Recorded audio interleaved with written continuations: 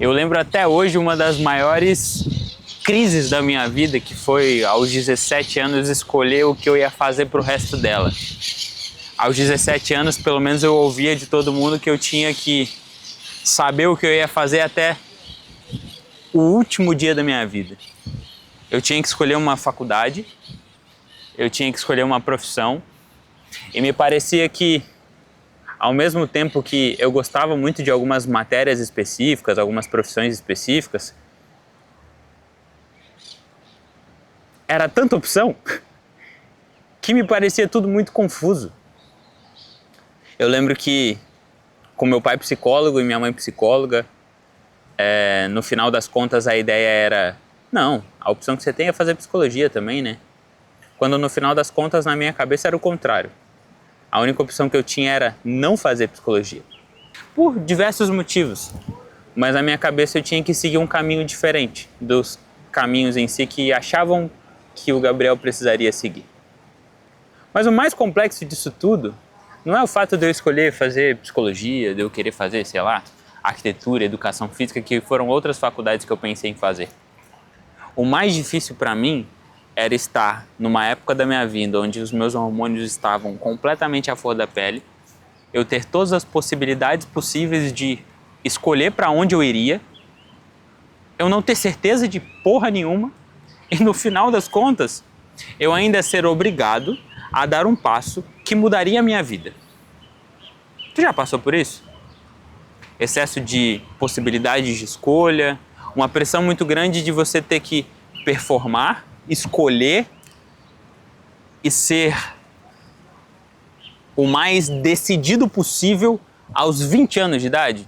Aos 21, 22, 18, 19, sei lá. Tem muita gente que chama isso da crise dos 20. E talvez seja um pouquinho sobre isso que a gente vai conversar hoje. Ivan, quando você fez 17 e 18 anos, foi fácil para ti escolher seu caminho? Foi uma parada meio conturbada, tá? Foi complexo? Eu tive a decisão muito certa por muito tempo, e aí aos 50 do segundo tempo eu mudei. Você ia fazer o quê? Eu ia fazer engenharia e me preparei para isso por muito tempo. Na época a prova era discursiva ainda, então eu fiz cursos específicos de matemática e física durante o ensino médio todo, até o final do fundamental para o ensino médio todo, para fazer as provas de matemática e física do vestibular. Sim. E aí, terceiro ano, vivi o ano todo. Quando chegou ali, tipo, uns 4 meses antes do vestibular, eu mudei para arquitetura, meu objetivo. Continuei por ali. E no dia que eu estava sentado com a página aberta para me inscrever para o vestibular, eu mudei para publicidade. Foi uma boa escolha? Foi difícil, foi difícil. Ok, mas foi uma boa escolha. Mas foi uma boa escolha.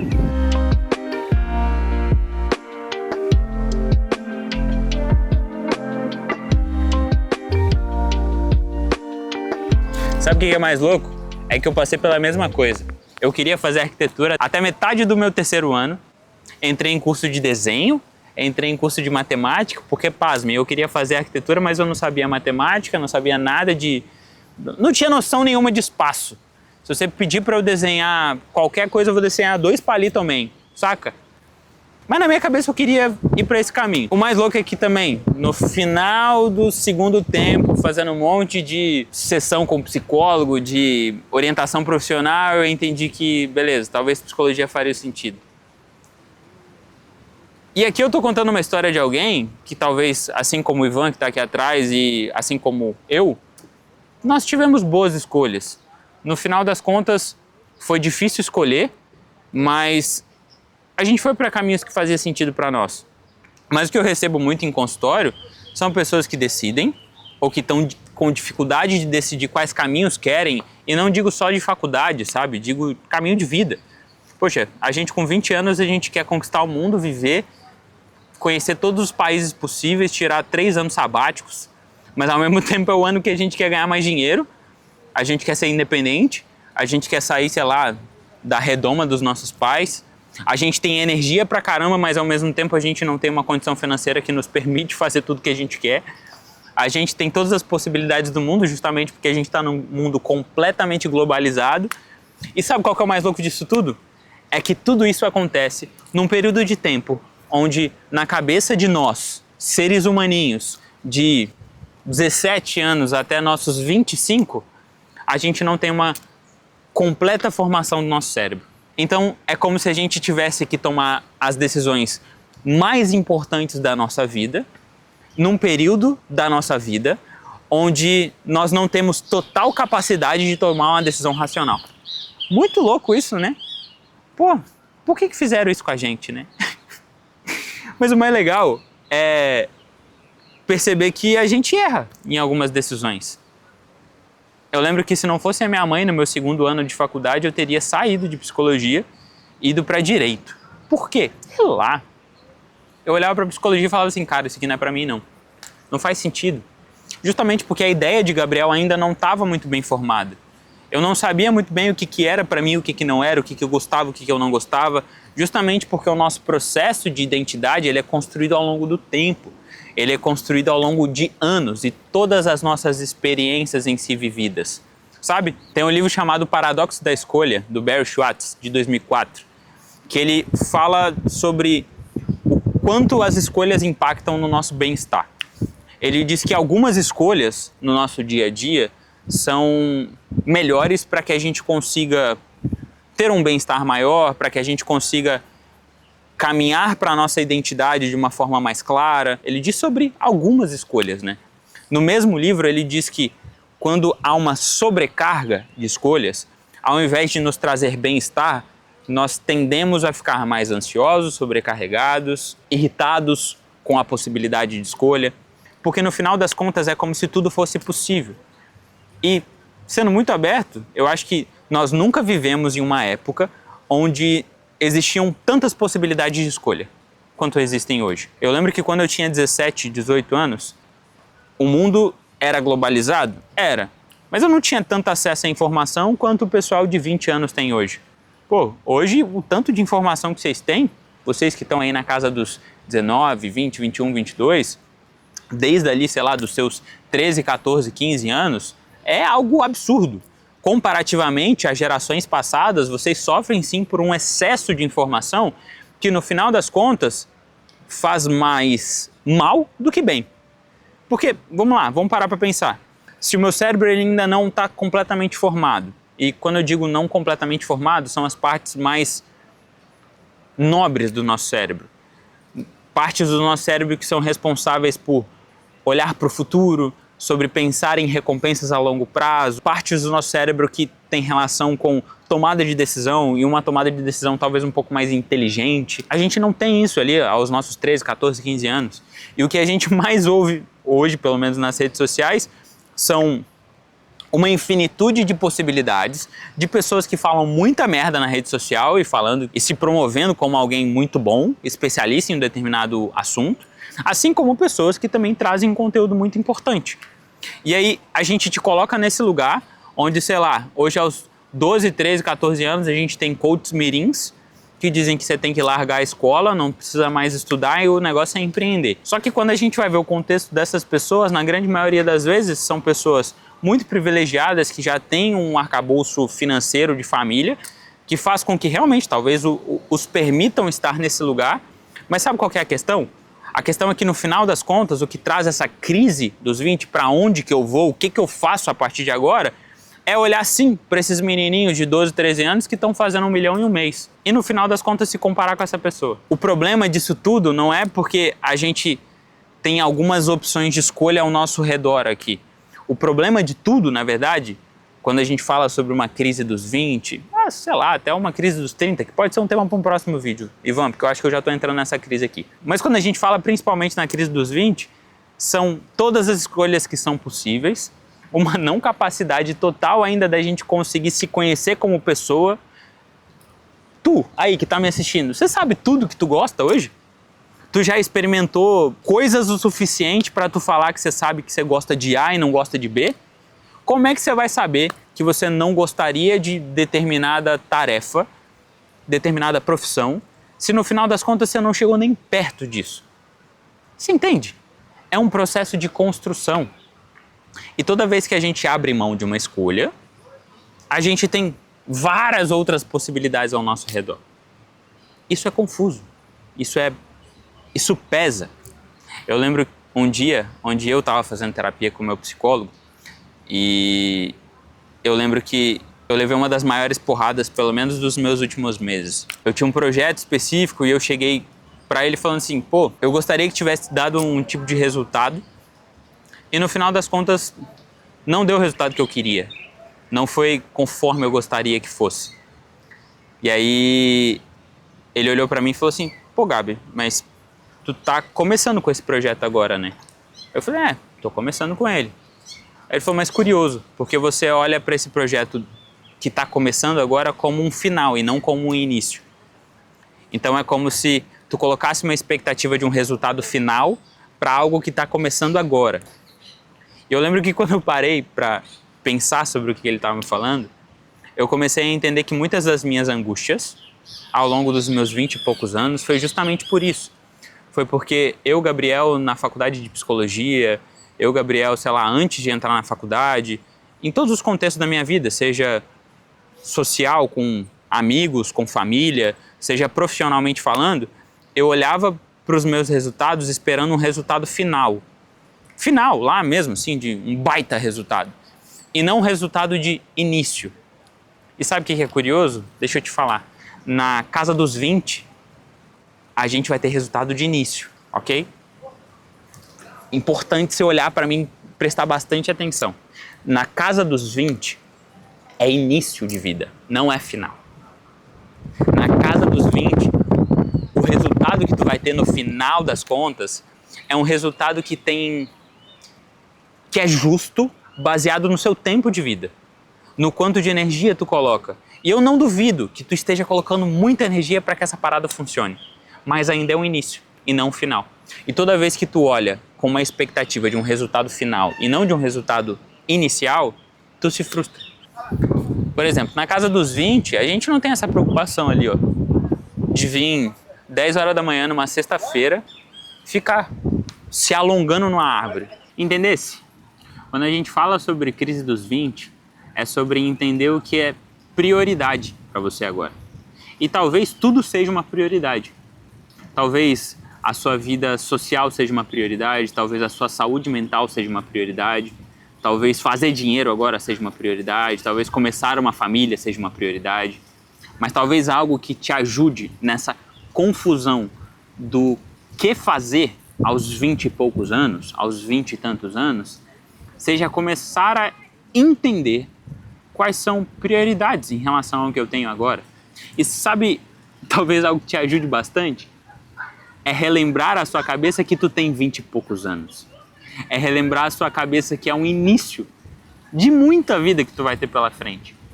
Eu acho que um dos principais motivos da nossa crise dos 20 é acreditar que a vida acaba amanhã. É ter o imediatismo de que eu preciso resolver a minha vida para amanhã. Porque, sei lá, vamos parar para pensar de uma forma bem racional. Quantos por cento do seu Instagram tem a vida resolvida aos 20 e poucos anos? De verdade mesmo.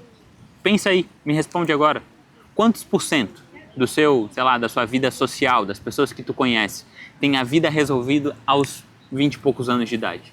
Isso não existe, gente. É a raridade da raridade da raridade. O que dá pra, talvez a gente parar pra pensar é o seguinte. Talvez existam pessoas aos 20 e poucos anos que têm a parte social bem resolvida. Talvez existam pessoas aos 20 e poucos anos que têm a parte familiar bem resolvida. Talvez tenham pessoas aos 20 e poucos anos que têm a parte amorosa bem resolvida. Mas são partes e não um todo. Tu tende a olhar para tudo como um todo. Como toda a minha vida precisa estar resolvida. Quando no final das contas a gente precisa olhar individualmente para fatias da sua vida e entender o que é prioridade agora. Se talvez a sua prioridade seja realmente a parte financeira, tudo bem, a gente vai traçar um plano para esse caminho. Se a sua parte amorosa é mais importante para ti nesse momento, ok, olha para isso com um pouco mais de calma. Mas tenta não ver como o fim do mundo não ter tudo resolvido aos 20 e poucos anos. Porque deixa eu te falar um negócio que é segredo, tá? Segredinho. Talvez tu chegue aos 40, 50 anos ainda com várias pontas abertas. Com várias coisas que ainda não estão resolvidas. Sei lá, semana retrasada, atendi alguém de 50, 52? Por ali. mais ou menos nessa casa aí, na casa dos 50 anos. E a vida da pessoa não estava completamente resolvida. Era uma boa vida, mas não era uma vida completamente resolvida, porque os nossos problemas, eles só mudam. Eles só mudam. Mas agora, aos 20 e poucos, se tu conseguir entender que tu tem energia e tu tem possibilidade, e não tem problema se você errar em relação a essas possibilidades, eu acredito que a sua vida vai ser consideravelmente melhor. Entender que o erro faz parte nesse processo de agora. Se tu escolher uma faculdade errada, tá tudo bem. Se tu escolher uma profissão errada, tá tudo bem. Tu tem tempo para voltar. Se tu escolher um amor errado, tá tudo bem. Você tem tempo para recomeçar tudo de novo. Talvez o mais importante em relação à crise dos 20 seja entender que é uma época que eu tenho energia e tempo para recomeçar. Recomeçar. Então, assim, se eu tô vivendo isso agora, se joga de cabeça. Se eu estou numa faculdade específica e eu acho que ela faz sentido, deixa eu tentar entender se é isso mesmo para mim. Deixa eu me aprofundar um pouco mais nisso. Porque não tem como você saber se é o que você quer ou não quer se você continuar no raso. Não tem como você saber se é o que vai te chamar a atenção mesmo, se é o que vai te trazer prazer, se é o que vai fazer com que tu queira seguir nesse caminho até o resto da sua vida, se tu continuar mergulhando até a canela. Vai um pouquinho mais profundo. Sabe por quê? Porque se você for até o meio da barriga e tu entender que não é o seu lugar, tu tem tempo de voltar. Saca? Tá de boa. Eu sei que o excesso de informações, o excesso de possibilidades, às vezes é muito prejudicial. Tem uma frase de um MC que eu gosto bastante, que ele se chama César MC. Ele é aqui do estado do Espírito Santo. Tem uma frase que eu gosto dele que ele diz assim: me diz algo mais motivador do que não ter saída.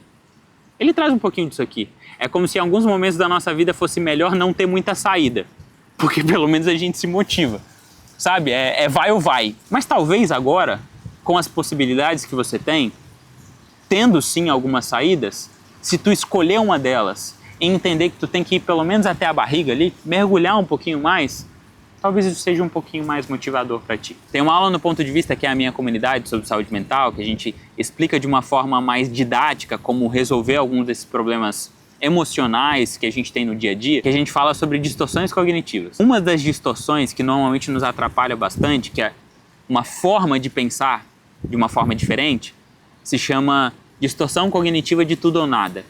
É como se desse errado, agora sempre vai dar errado. E às vezes, aos 20 e poucos anos, essa distorção nos pega bastante. Porque é como se realmente der errado agora, até o resto da vida vai continuar dando errado. E não é assim, saca? Se tu quiser saber um pouquinho mais sobre como melhorar esses pensamentos que tu tem diariamente que te atrapalham, eu te convido a conhecer o Ponto de Vista, que o link está aqui embaixo. Então, resumindo, para tu melhorar essa confusão absurda que está na sua cabeça, primeiro ponto, entenda que todas as possibilidades que você tem hoje são possibilidades. E tá tudo bem tu entrar nelas e resolver que não faz sentido para ti. Mas para tu entender que não faz sentido, tu precisa experienciar novas possibilidades. Aos 20 e poucos anos é tempo de se jogar no mundo, sabe? De experimentar coisas novas, de conhecer novas pessoas, de entender realmente o que tu gosta ou o que tu não gosta. A sua neuroplasticidade agora tá estourando. Até seus 25 anos, o nosso cérebro é uma esponjinha, assim, que quer aprender muita coisa, que quer fazer novas conexões neurais. Então aproveita para conhecer novas pessoas, se expõe a situações, se expõe a cenários diferentes, a lugares socialmente diferentes, países diferentes, se for possível. E, se não for país, sei lá, vai para uma cidade vizinha, conhece um povo diferente, vai num bar diferente do que você sempre vai toda semana, sabe? Muda de academia, não sei, cara. Mas é um momento em si de tu experimentar. Segundo ponto, entenda que se der errado, tá tudo bem. Tu pode recomeçar, tu tem muito tempo e tu tem energia, ok? Tu tem muita energia. Tu tá no auge da sua vida em relação à disposição. Então se veja como alguém jovem, não se veja como um adulto de 40 anos que precisa de uma responsabilidade específica.